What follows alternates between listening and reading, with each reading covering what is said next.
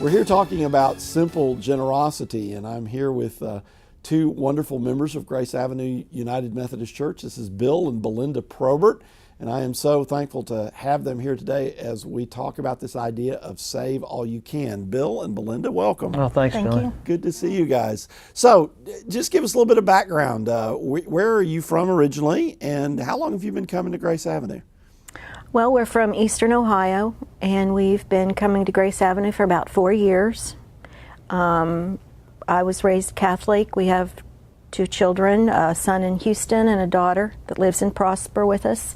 We have 2 grandchildren, and we've just really enjoyed being part of the church. So you have a really full life. Yeah. Yes. So tell me about, as you got to this point, tell me a little bit about what you've done in your life. What are some of the jobs and occupations you've had over your adult life?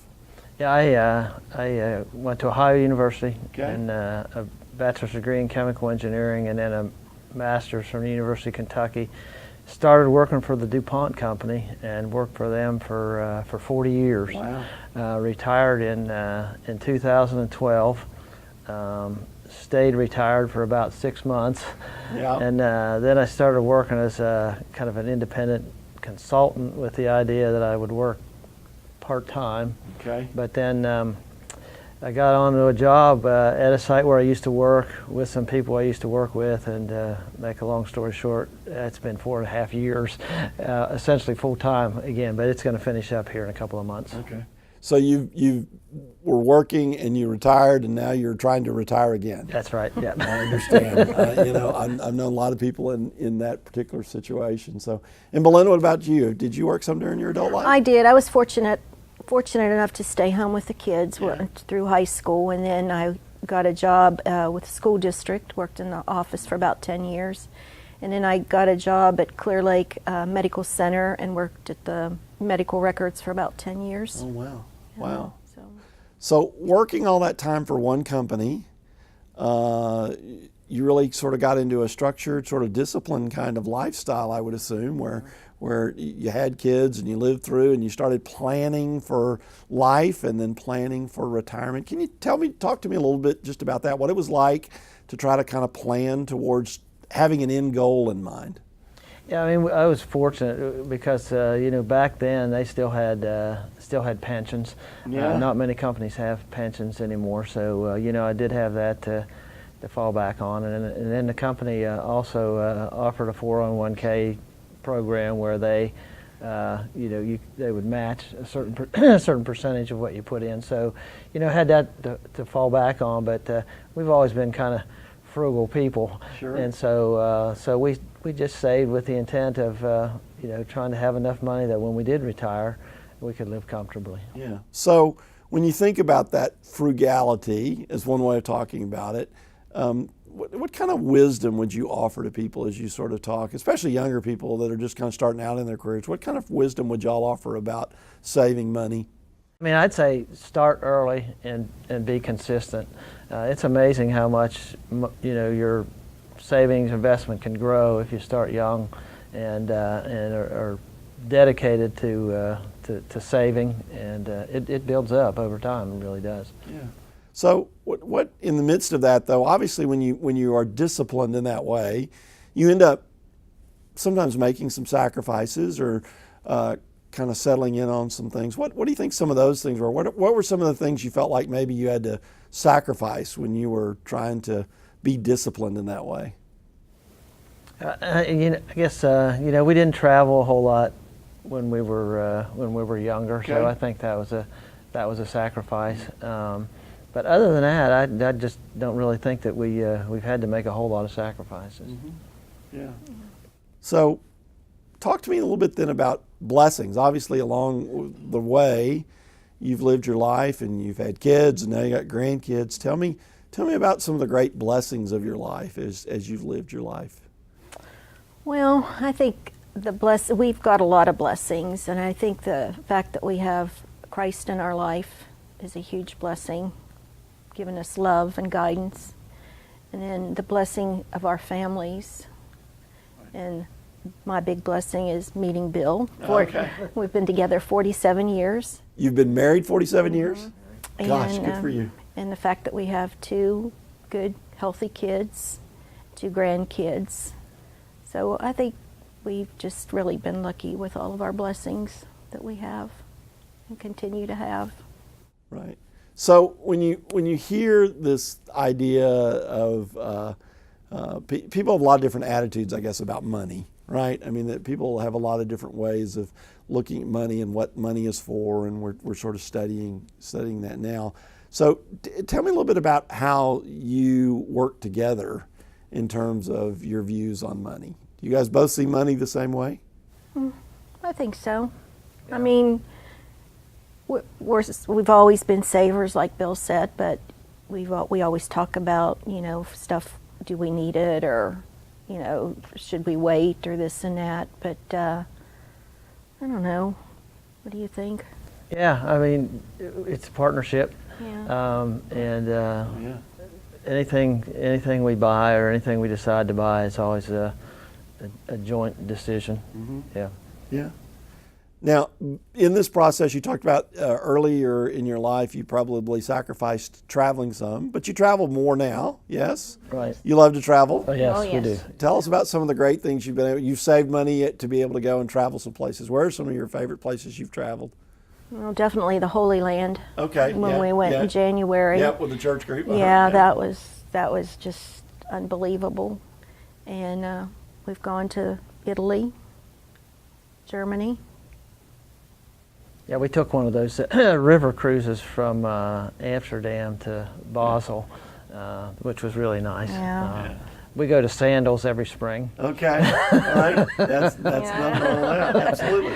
And last year we took a trip in the Rocky Mountain Railway from Vancouver to Banff up through the Rocky Mountains on the train. Yeah. And that was nice. Yeah. It was very nice. That's awesome. And all that was made possible because you saved your money when you were younger. That's correct. Yeah. Made it all kind of work out. So, talk to me a little bit about so going forward. So you're kind of retired, about to retire again, and those kinds of things. What do you look forward to in your life? What's next for the Proberts? Yeah, I mean it's being able to travel even more.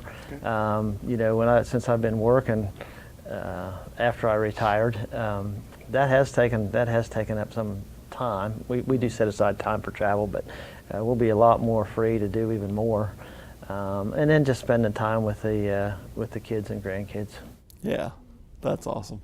That really makes it all kind of worthwhile when you start to see all those things sort of come together. So, talk to me a little bit about the other thing I know about you guys is that you're very generous people. You're generous with your time. You're generous with your monetary resources, things like that.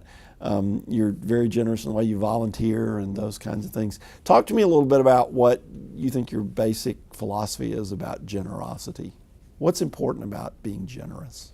Well, my role model was my mother. She was the most generous person. Really? I mean, she was very active in the church, and she just lived the life that you couldn't do anything for her, but she liked to do things for other people all the time. And so I just feel like that, because we have been very fortunate, it's important to give back. And we have a special place in our heart for people that are hungry. Oh, yeah. Yeah, and to try, lots of things we can do through this church to help with people that are hungry. And so, and I think all the things that the opportunities that the church has for being generous make it easier to be generous. Yeah.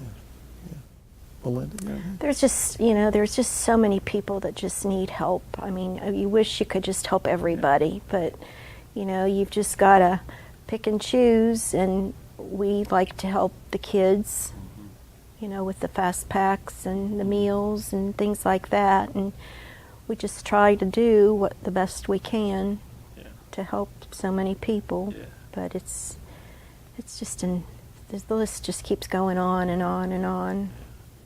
But it's interesting in that respect that it's amazing how whatever we're able to do, God's multiplies that. Right. And so in the world that has a lot of need, we also discover that when we are generous, that God tends to make a multiplication of that generosity. And it's amazing how different things can be when we get out of that mindset of just saying, well, I don't know that I can make a difference, because we can all make a difference. And Yeah. when God takes that and bundles that up, it's amazing what God does. And that's kind of what I know about you guys, that y'all are part of a generosity movement that is a part of our community and our church.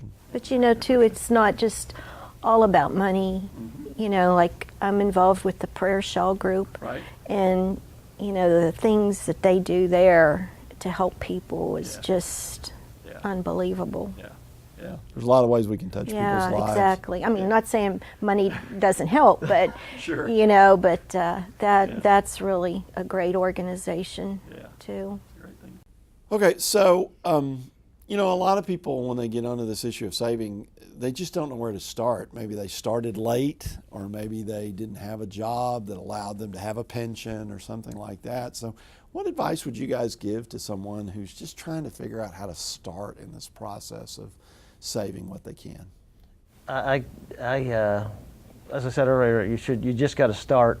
But I'd also recommend getting some sort of financial advisor to help with that sort of thing. We have one, and he's just been extremely helpful in terms of how we should save, what we should. He handles all the investments and things like that, and I've just found that to be very, very helpful. Yeah. So at what point in time in your life did you engage that person? Actually, in our case, it was right before I was ready to retire. Okay. I wish I would have done it a lot earlier, but it was when I was going to retire. Yeah. And was there? I'm assuming that DuPont had some kind of pension plan that you could contribute to, and then did they contribute to that as well? Well, actually, the pension was all them. Okay. The 401k was a joint thing, but way back then, when I started work, companies had pensions for people, and so that really was a big help. They don't do that anymore. Right. Yeah. It's not just automatic anymore. Right. More with people. So I wonder, though, in your own situation, what do you think you guys got to a place where you've had financial freedom, is what I would call it. Yes. You've made a wonderful life. What were some of the specific challenges in the midst of that? What were some of the things that were just hard to get through? Well, when the kids were young, we actually lived in Corpus Christi, and they went to, although we're Methodist, they went to a parochial school, and the tuition was pretty hefty, and so that was all through grade school and high school, and so that was a bit of a financial burden during that period of time, and then of course when our daughter went to college. She ended up spending 6 or 7 years in college. Yeah. So that was a bit of a challenging time too. That's right. Just took her a little longer to figure out what she wanted to do. Is that right? Yeah. I understand that. Yeah. So yeah, sometimes we talk about saving, and in terms of saving, we also think about that we do have to sometimes sort of save for those rainy day provisions and things like that. I wonder, if you could just kind of talk for a minute a little bit about what's your approach right now to like your own medical care and how you sort of save money and have money ready for medical expenses and things like that. Well, we have Medicare now and a supplement for Medicare, but honestly, that's probably one of the things that we would worry about most now is the rising health care costs, and do we really have enough money to last that out? Yeah. But that's probably one of the biggest concerns, because you just don't know. You don't know what your health's going to be like, and you don't know what Medicare is going to be like, and so that is still a bit of a concern. Yeah. And it's really interesting too. We have a much different view of retirement than we did a few years ago, a generation ago. I always tell the story about my dad. My dad, very similar to you, Bill, worked for the same company for 37 years. Mm-hmm. And he took retirement at a fairly early age. He was 61 when he retired. And he passed away when he was 93. And so he had worked his adult life 37 years. And then he lived in retirement 32 years. He almost lived as long in retirement as he did during his working life. And I mean, luckily for him, he'd saved. He had made a real point when he started work to be careful about saving and following that discipline and living into that discipline. And I just think it's really important to be able to have, because part of what this does is that, I mean, you guys have talked about your faith, and really we put our security in our faith. But in the process of sort of using that faith, we also then do things that are helpful along the way. So say a little bit more about your faith and just the process of how you think that affects how you look at life right now. Well, I mean, faith's a big part of our life. I mean, it's really the most important part of our life, and we try, because of that, we try and do as much as we can to help other people. And you were raised in the Catholic Church? I was. And then, or were you raised in Methodist? Church? You were raised in the Methodist Church, so you won. Yeah. Or maybe I should say we won. That's a great kind of thing. Okay, so is there anything you want to say at the end? I mean, anything else you think we've missed here that you'd like to just say that was on your heart you wanted to say?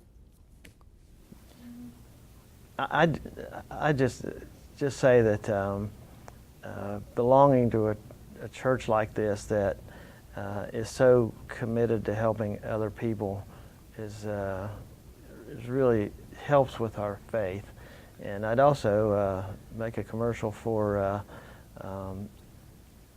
donating online such that it comes out each week instead of just pay as you go. Yeah.